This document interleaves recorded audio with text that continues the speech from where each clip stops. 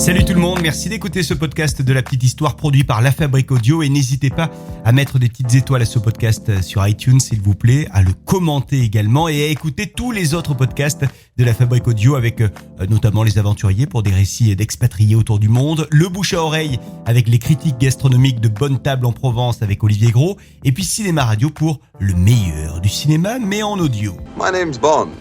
James Bond. Son nom est donc Bond, James Bond. Mais James a-t-il vraiment existé ? C'est la question qu'on va se poser aujourd'hui. Ah ouais.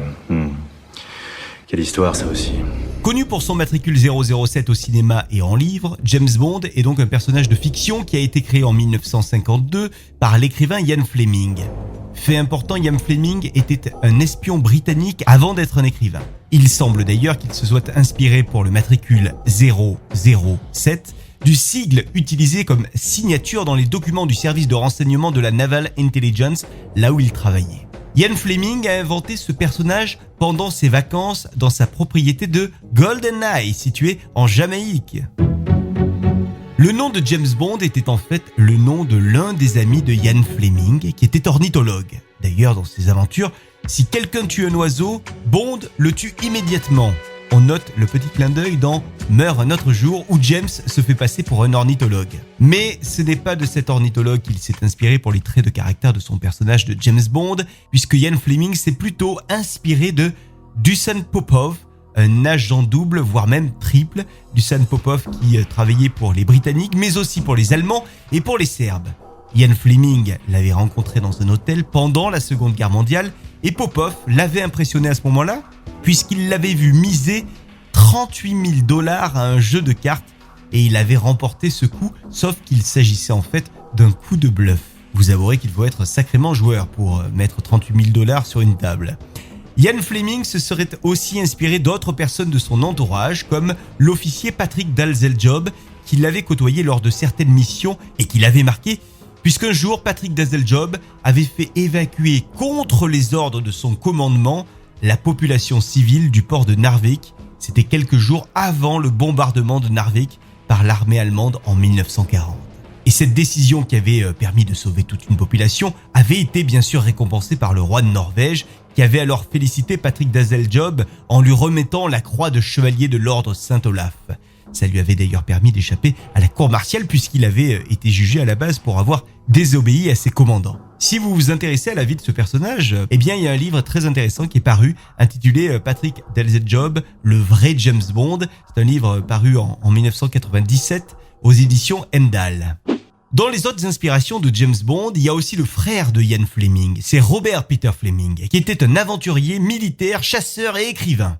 Par exemple, en 1932, il est parti sur les traces du colonel Fawcett dans la jungle brésilienne. Fawcett était un militaire, cartographe, archéologue et explorateur britannique qui avait disparu dans la jungle brésilienne quelques années plus tôt en tentant de trouver une cité perdue. Et Robert Peter Fleming s'était mis en tête d'aller le trouver. Il a d'ailleurs écrit son premier livre sur ses recherches, Un aventurier au Brésil, voilà pour l'intitulé de ce livre. En février 1935, le frère de Ian Fleming a entamé aussi une traversée de 7 mois de la Chine du Nord depuis Pékin jusqu'au Cachemire à travers les déserts d'Asie centrale et à l'époque, il était aussi agent du MI6. En 1938, Robert Peter Fleming a intégré le service de renseignement militaire et en 1940, il a été chargé de créer le premier centre d'entraînement d'unités de guérilla. Après de nombreuses promotions et autres aventures, il meurt finalement d'une crise cardiaque en 1971 au cours d'une partie de chasse en Écosse. En plus de son frère, Ian Fleming a aussi admis s'être en partie inspiré de sa propre vie pour la vie de James Bond. D'ailleurs, Fleming a participé à l'élaboration des plans de la mission GoldenEye qui visait à protéger l'accès à Gibraltar pendant la Seconde Guerre mondiale. C'est d'ailleurs pourquoi il avait donné le nom de GoldenEye à sa maison en Jamaïque, maison dont on parlait en début de ce podcast. Et l'une des aventures de James Bond, évidemment, portait le même nom, GoldenEye. Sur le plan personnel, Ian Fleming a été marqué par 2 pertes importantes, celle de son père qui est décédé à la guerre, et Bond aussi a manqué d'un père. Et le premier grand amour de Ian Fleming, c'est Muriel Wright, est aussi décédé, tout comme James Bond qui a vu son premier amour, grand amour, décédé dans la nouvelle Casino Royale. Et puis l'agent 007 semble être la personne que Ian Fleming aurait aimé être. D'ailleurs, beaucoup des traits de Fleming ressemblent à ceux de Bond. Ils ont la même taille, même coupe de cheveux, même couleur des yeux, ils apprécient les mêmes repas, les œufs brouillés, le café, et puis ils possèdent la même attirance pour les boissons alcoolisées ainsi que les cigarettes. D'ailleurs, dans son dossier médical à Ian Fleming, on pouvait voir qu'il fumait environ 70 cigarettes par jour et au moins un quart de bouteille de gin. Des excès qui lui ont coûté la vie puisqu'il est mort d'un infarctus en 1964 à l'âge de 56 ans. Et puis ils aiment aussi les mêmes femmes, Ian Fleming et James Bond. Ils ont fréquenté les mêmes écoles et ils ont suivi un parcours similaire dans la marine, les deux étant montés au rang de capitaine de frégate. Quant à Goldfinger, le grand méchant, eh bien Goldfinger c'était le nom du voisin de Ian Fleming, voisin que Ian appréciait peu.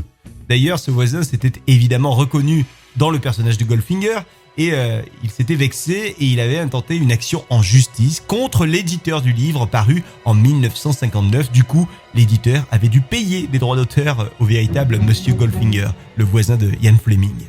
Bref, on peut donc voir que James Bond est issu de plusieurs personnages qui ont marqué la vie de Ian Fleming et de la propre vie de Ian Fleming, l'auteur de James Bond. Si vous êtes intéressé par Bond, James Bond et son auteur, Ian Fleming, je vous recommande la biographie intitulée GoldenEye Where Bond Was Born, Ian Fleming's Jamaica de Matthew Parker. Une excellente biographie qui explique un petit peu tout ce qu'on vient de se dire dans ce podcast. Merci d'avoir suivi ce podcast de La Petite Histoire et à très vite avec une nouvelle petite histoire. Et d'ici là, n'hésitez pas à nous retrouver sur l'ensemble des plateformes de podcast et notamment iTunes où vous pouvez nous donner une note, une petite étoile, voire même 5 petites étoiles, pourquoi pas. Et puis n'hésitez pas à partager ce podcast avec votre entourage. À très vite.